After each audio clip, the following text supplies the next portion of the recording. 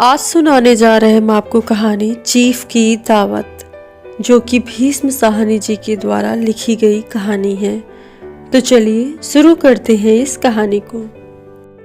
आज मिस्टर सामनाथ के घर चीफ की दावत थी। सामनाथ और उनकी धर्म पत्नी को पसीना पोंछने की फुर्सत ना थी।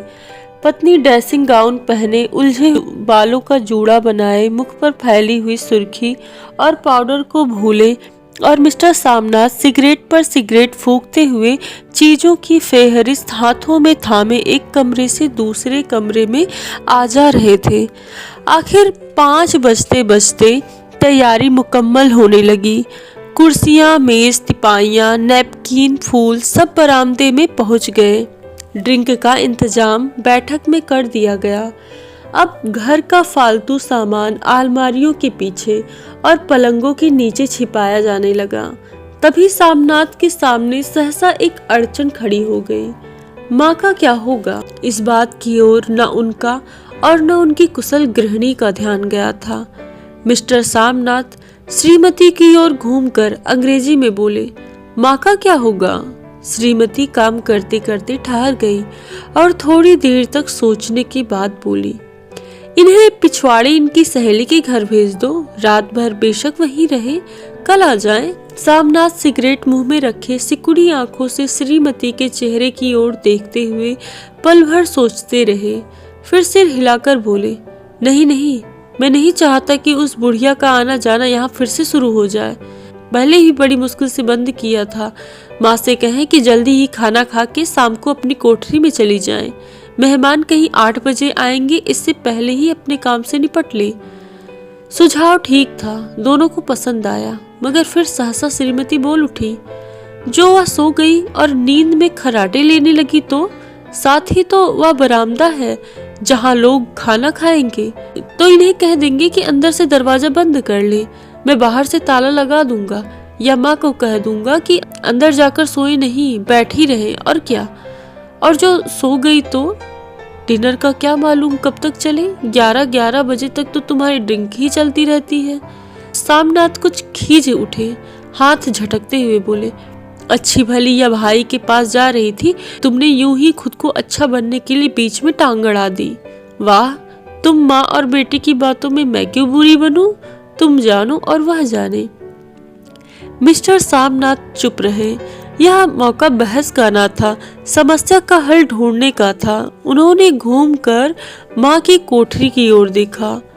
कोठरी का दरवाजा बरामदे में खुलता था। बरामदे की ओर देखते हुए झट से बोले, मैंने सोच लिया है, और उन्हीं कदमों में माँ की कोठरी के बाहर जा खड़े हुए। माँ दीवार के साथ एक चौकी पर बैठी दुपट्टे में मुख सिर लपेटे माला जप रही थी। सुबह से तैयारी होती देखते हुए माँ का दिल धड़क रहा था। बेटे के दफ्तर का बड़ा साहब घर आ रहा है, सारा काम सुबह से चल जाए। माँ, आज तुम जल्दी खाना खा लेना, मेहमान लोग 7:30 बजे आ जाएंगे। माँ ने धीरे से मुख पर से दुपट्टा हटाया और बेटे को देखते हुए कहा, आज मुझे खाना नहीं खाना है बेटा, तुम तो जानते हो मांस मच्छी बने तो मैं कुछ भी नहीं खाती। जैसा भी हो अपने काम से जल्दी निपट लेना। अच्छा बेटा। और माँ, हम लोग पहले बैठक में बैठेंगे, उतनी देर तुम यहाँ बरामदे में बैठना, फिर जब हम यहाँ आ जाएं तो तुम गूसल खाने के रास्ते में बैठक में चले जाना। माँ अवाक रह जाती है, बेटी का चेहरा देखने लगी, फिर धीरे से बोली, अच्छा बेटा। और माँ, आज जल्दी से सो नहीं जाना, तुम्हारे खर्राटों की आवाज दूर तक जाती है। माँ लज्जित सी आवाज में बोली, क्या करूँ बेटा, मेरे बस की बात नहीं है, जब से बीमारी से उठी हूँ नाक से सांस ले ही नहीं सकती। मिस्टर सामनाथ ने इंतजाम तो कर दिया, फिर भी उनकी उधेड़ बुन खत्म नहीं हुई। जो चीफ अचानक उधर आ निकला तो 8-10 मेहमान होंगे, देसी अफसर उनकी स्त्रियां होंगी, कोई भी गुसल खाने की तरफ जा सकता है। क्षोभ और क्रोध में वह झुंझलाने लगे। एक कुर्सी को उठाकर बरामदे में कोठरी के बाहर रखते हुए बोले, आओ माँ, इस पर जरा बैठो तो। माँ माला संभालती पल्ला ठीक करती उठी और धीरे से कुर्सी पर आकर बैठ गई। यूं नहीं माँ, टांगे ऊपर चढ़ाकर नहीं बैठते, यह खाट नहीं है। माँ ने टांगे नीचे उतार ली। और खुदा के वास्ते नंगे पांव नहीं घूमना, ना ही वह खड़ाऊ पहनकर सामने आना। किसी दिन तुम्हारी यह खड़ाऊ उठाकर मैं बाहर फेंक दूंगा। माँ चुप रही। कपड़े कौन पहनोगी माँ? जो है वही पहन लूंगी बेटा, जो कहो पहन लूं। मिस्टर सामनाथ सिगरेट मुंह में रखे फिर अधखुली आंखों से माँ की ओर देखने लगे और माँ के कपड़ों की सोचने लगे। सामनाथ हर बात में तरतीब चाहते थे। घर का सब संचालन उनके अपने हाथ में था। खूंटियां कमरों में कहाँ लगाई जाएं, बिस्तर कहाँ पर बिछे, किस रंग के पर्दे लगाए जाएं, श्रीमती कौन सी साड़ी पहने, मेज किस साइज की हो। सामनाथ को चिंता थी कि अगर चीफ का साक्षात माँ से हो गया तो कहीं लज्जित नहीं होना पड़े। माँ को सिर से पांव तक देखते हुए बोले, तुम सफेद कमीज और सफेद सलवार पहन लो माँ, पहन के आओ तो देखूं जरा। माँ धीरे से उठी और अपनी कोठरी में कपड़े पहनने चली गई। यह माँ का झमेला ही रहेगा। इन्होंने फिर अंग्रेजी में अपनी स्त्री से कहा, कोई ढंग की बात हो तो भी कहे, अगर कहीं कोई उल्टी सीधी बात हो गई, चीफ को बुरा लगा तो सारा मजा जाता रहेगा। माँ सफेद कमीज और सफेद सलवार पहनकर बाहर निकली। छोटा सा कद, सफेद कपड़ों में लिपटा हुआ, छोटा सा सूखा हुआ शरीर, धुंधली आंखें, केवल सिर के आधे झड़े हुए बाल पल्ले की ओट में छिप पाए थे। पहले से कुछ कम ही कुरूप नजर आ रही थी। चलो ठीक है, कोई चूड़ियां वूड़ियां हो तो वह भी तो पहन लो, कोई हर्ज नहीं। चूड़ियां कहाँ से लाओ बेटा, तुम तो जानते हो सब जेवर तुम्हारी पढ़ाई में बिक गए। यह वाक्य सामनाथ को तीर की तरह लगा। तिनक कर बोले, यह कौन सा राग छेड़ दिया माँ, सीधा कह दो नहीं है जेवर, बस। इसमें पढ़ाई वढ़ाई का क्या ताल्लुक है? जो जेवर बिका, जो कुछ बनकर ही आया हूँ, निरा लौटा तो नहीं हूँ। जितना दिया था उससे 2 गुना ले लेना। तुम मेरी जीभ जल जाए बेटा, तुमसे जेवर लूंगी, मेरे मुंह से यूं ही निकल गया। जो होते तो लाख बार पहनती। अब 5:30 बज गए थे। अभी मिस्टर सामनाथ को खुद भी नहा धोकर तैयार होना था। श्रीमती कब की अपने कमरे में जा चुकी थी। सामनाथ जाते हुए एक बार माँ को हिदायत करते गए, माँ रोज की तरह गुमसुम बन के नहीं बैठी रहना। अगर साहब इधर से आ निकले और कोई बात पूछे तो ठीक तरह से बात का जवाब देना। मैं पढ़ी लिखी नहीं बेटा, मैं क्या बात करूंगी। तुम कह देना माँ अनपढ़ है, कुछ जानती नहीं समझती नहीं, वह नहीं पूछेगा। 7 बजते बजते माँ का दिल धक धक करने लगा। अगर चीफ सामने आ गया और उसने कुछ पूछा तो वह क्या जवाब देगी। अंग्रेज को तो वह दूर से ही देखकर घबरा उठती है। यह तो अमरीकी है, ना मालूम क्या पूछे। मैं क्या कहूँगी। माँ का जी चाहा चुपचाप पिछवाड़े विधवा सहेली के घर चली जाए, मगर बेटे के हुक्म को कैसे टाल सकती थी। चुपचाप कुर्सी पर से टांगे लटकाए वहीं बैठी रही। एक कामयाब पार्टी वह है जिसमें ड्रिंक कामयाबी से चल जाए। सामनाथ की पार्टी सफलता के शिखर चूमने लगी। वार्तालाप उसी रौ में बह रहा था जिस रौ में गिलास भरे जा रहे थे। कहीं कोई रुकावट ना थी, कोई अड़चन ना थी। साहब को विस्की पसंद आई थी, मेम साहब को पर्दे पसंद आए थे, सोफा कवर का डिजाइन पसंद आया था, कमरे की सजावट पसंद आई थी। इससे बढ़कर क्या और चाहिए। साहब तो ड्रिंक के दूसरे दौर में ही चुटकुले और कहानियां कहने लग गए थे। दफ्तर में जितना रौब रखते थे, यहाँ भी उतने ही दोस्त परवर हो रहे थे। और उनकी स्त्री काला गाउन पहने, गले में सफेद मोतियों का हार, सेंट और पाउडर की महक से ओत प्रोत कमरे में बैठी सभी देसी स्त्रियों की आराधना का केंद्र बनी हुई थी। बात बात पर हंसती, बात बात पर सिर हिलाती और सामनाथ की स्त्री से तो ऐसी बातें कर रही थी जैसे उनकी कोई पुरानी सहेली हो। और इसी रो में पीते पिलाते 10:30 बज गए। वक्त गुजरते पता नहीं चलता। आखिर सब लोग अपने अपने गिलासों में से आखिरी घूंट पीकर खाना खाने के लिए उठे और बैठक से बाहर निकले। आगे आगे सामनाथ रास्ता दिखाते हुए, पीछे चीफ और दूसरे मेहमान। बरामदे में पहुंचते ही सामनाथ सहसा ठिठक गए। जो दृश्य उन्होंने देखा उससे उनकी टांगें लड़खड़ा गईं और क्षण भर में सारा नशा हिरन होने लगा। बरामदे में एन कोठरी के बाहर माँ अपनी कुर्सी पर ज्यों की त्यों बैठी हुई थी, मगर दोनों पांव कुर्सी की सीट पर रखे हुए और सिर दाएं से बाएं और बाएं से दाएं झूल रहे थे और माँ के मुंह से लगातार खर्राटे की आवाजें आ रही थी।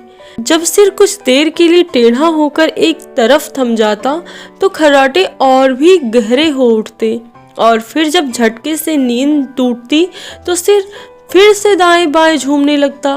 पल्ला सिर पर से खिसक आया था और माँ के झरे हुए बाल आधे गंजे सिर पर अस्त व्यस्त बिखर रहे थे। देखते ही सामनाथ क्रुद्ध हो उठे। जी चाहा माँ को धक्का दे दें और उनको उनकी कोठरी में ढकेल दें, मगर ऐसा करना संभव ना था। चीफ और बाकी मेहमान पास ही खड़े थे। माँ को देखते ही देसी अफसरों की कुछ स्त्रियां हंसती। इतने में चीफ ने धीरे से कहा, पुअर डियर। माँ हड़बड़ा के उठ बैठी। सामने खड़े इतने लोगों को एक साथ देख के वह घबरा गई। कुछ कहते ना बना। झट से पल्ला सिर पर रखती हुई खड़ी हो गई और जमीन को देखने लगी। उनके पांव लड़खड़ाने लगे और हाथों की उंगलियां थर थर कांपने लगी। माँ तुम जाके सो जाओ, तुम क्यों इतनी देर तक जग रही थी? और खिसियाई हुई नजरों से सामनाथ चीफ के मुख की ओर देखने लगे। चीफ के चेहरे पर मुस्कुराहट थी। वह वहीं खड़े खड़े बोले, नमस्ते। माँ ने झिझकते हुए अपने में सिमटते हुए दोनों हाथ जोड़े, मगर एक हाथ दुपट्टे के अंदर माला को पकड़े हुए थी, दूसरा बाहर। ठीक तरह से नमस्ते भी ना कर पाई। सामनाथ इस पर भी खिन्न हो उठे। इतने में चीफ ने अपना दायां हाथ मिलाने के लिए माँ के आगे किया। माँ और भी घबरा उठी। माँ हाथ मिलाओ। पर हाथ कैसे मिलाती? दाएं हाथ में तो माला थी। घबराहट में माँ ने बायां हाथ ही साहब के दाएं हाथ में रख दिया। सामनाथ दिल ही दिल में जल उठे। देसी अफसरों की स्त्रियां खिलखिलाकर हंस पड़ी। यूं नहीं माँ, तुम तो जानती हो दायां हाथ मिलाया जाता है, दायां हाथ मिलाओ। मगर तब तक चीफ माँ का बायां हाथ ही बार बार हिलाकर कह रहे थे, हाउ डू यू डू। माँ कहो माँ, मैं ठीक हूँ, खैरियत से हूँ। माँ कुछ बड़बड़ाई। माँ कहती है मैं ठीक हूँ, कहो माँ हाउ डू यू डू। माँ धीरे से सकचाती हुई बोली, हाउ डू डू। एक बार फिर कहा उठा। वातावरण हल्का होने लगा। साहब ने स्थिति संभाल ली थी। लोग हंसने चहकने लगे थे। सामनाथ के मन का क्षोभ भी कुछ कुछ कम होने लगा था। साहब अपने हाथ में माँ का हाथ अब भी पकड़े हुए थे और माँ सिकुड़ी जा रही थी। साहब के मुख से शराब की बू आ रही थी। सामनाथ अंग्रेजी में बोले, मेरी माँ गांव की रहने वाली है, उम्र भर गांव में रही है ना, इसीलिए आपसे लजाती है। साहब इस पर खुश नजर आए। बोले, सच? मुझे गांव के लोग तो बहुत पसंद है। तब तो तुम्हारी माँ गांव के गीत और नाच भी जानती होगी। चीफ खुशी से सिर हिलाते हुए माँ को टकटकी बांधे देखने लगे। माँ साहब कहते हैं कोई गाना सुनाओ, कोई पुराना गीत, तुम्हें तो कितने ही याद होंगे। माँ धीरे से बोली, मैं क्या गाऊंगी बेटा, मैंने कब गाया है। वाह माँ, मेहमान का कहा भी कोई टालता है। साहब ने इतने रीझ से कहा है, नहीं गाओगे तो साहब बुरा मानेंगे। मैं क्या गाऊं बेटा, मुझे क्या आता है। वाह कोई बढ़िया टप्पे सुना दो, दो पत्तर अनारा दे। देसी अफसर और उनकी स्त्रियों ने इस सुझाव पर तालियां पीटी। माँ कभी दीन दृष्टि से बेटे के चेहरे की ओर देखती, कभी पास खड़ी बहू के चेहरे को। इतने में बेटे ने गंभीर आदेश भरे लहजे में कहा, माँ इसके बाद हाँ या ना का सवाल ही नहीं उठता। माँ बैठ गई और छीड़ दुर्बल लरजती आवाज में एक पुराना विवाह का गीत गाने लगी। हरियान मिये हरियान भेड़े, हरियात भागी भरिया है। देसी स्त्रियां खिलखिला के हंस उठी। 3 पंक्तियां गा के माँ चुप हो गई। बरामदा तालियों से गूंज उठा। साहब तालियां पीटना बंद ही ना करते थे। सामनाथ की खींच प्रसन्नता और गर्व में बदल उठी थी। माँ ने पार्टी में नया रंग भर दिया था। तालियां थमने पर साहब बोले, पंजाब के गांवों की दस्तकारी क्या है। सामनाथ खुशी में झूम रहे थे। बोले, ओह, बहुत कुछ है साहब। मैं आपको एक सेट उन चीज़ों का भेंट करूँगा, आप उन्हें देखकर खुश होंगे। मगर साहब ने सिर हिलाकर अंग्रेजी में फिर पूछा, नहीं, मैं दुकानों की चीज़ नहीं मांगता। पंजाबियों के घरों में क्या बनता है? औरतें खुद क्या बनाती हैं? सामनाथ कुछ सोचते हुए बोले, लड़कियां गुड़िया बनाती हैं और फुलकारियां बनाती हैं। फुलकारी क्या है? सामनाथ फुलकारी का मतलब समझाने की असफल चेष्टा करने के बाद माँ को बोले, क्यों माँ, कोई पुरानी फुलकारी घर में है क्या?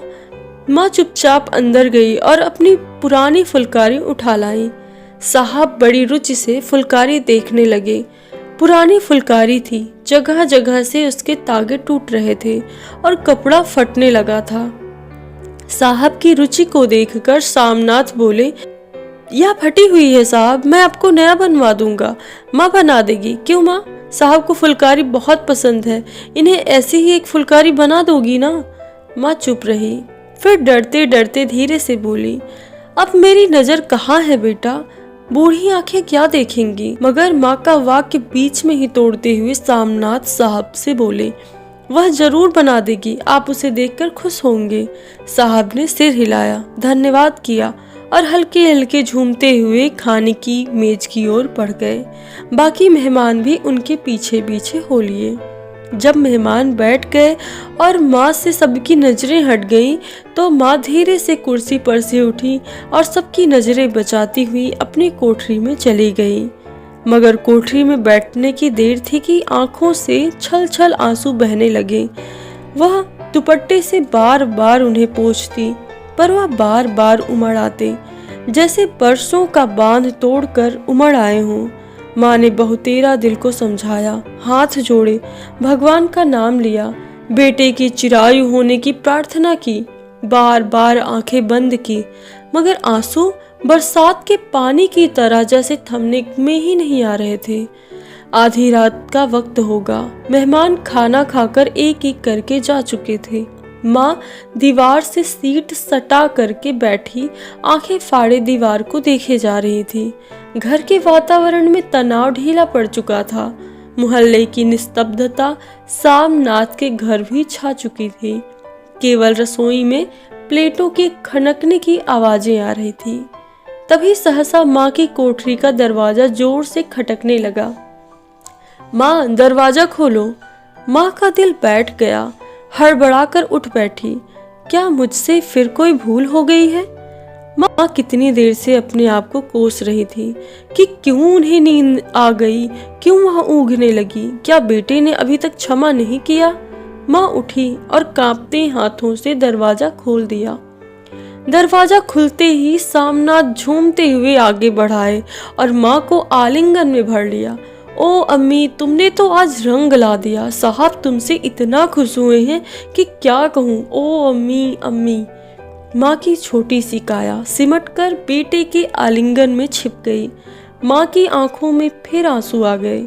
उन्हें पोंछती हुई धीरे से बोली, बेटा तुम मुझे हरिद्वार भेज दो, मैं कब से कह रही हूँ। सामनाथ का झूमना सहसा बंद हो गया और उनकी परेशानी पर फिर से तनाव के बल पड़ने लगे। उनकी बाहें माँ के शरीर पर से हट गईं। क्या कहा माँ, यह कौन सा राग तुमने छेड़ दिया? सामनाथ का क्रोध बढ़ने लगा था।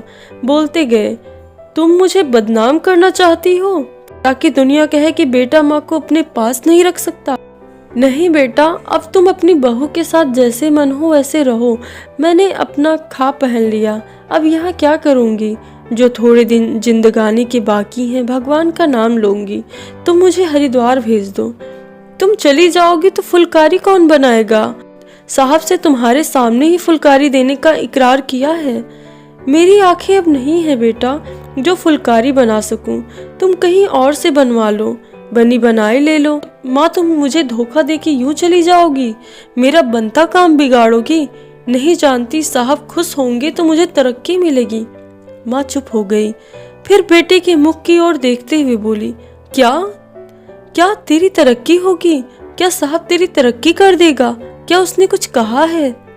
कहा नहीं, मगर देखती नहीं कितना खुशी खुशी गए हैं।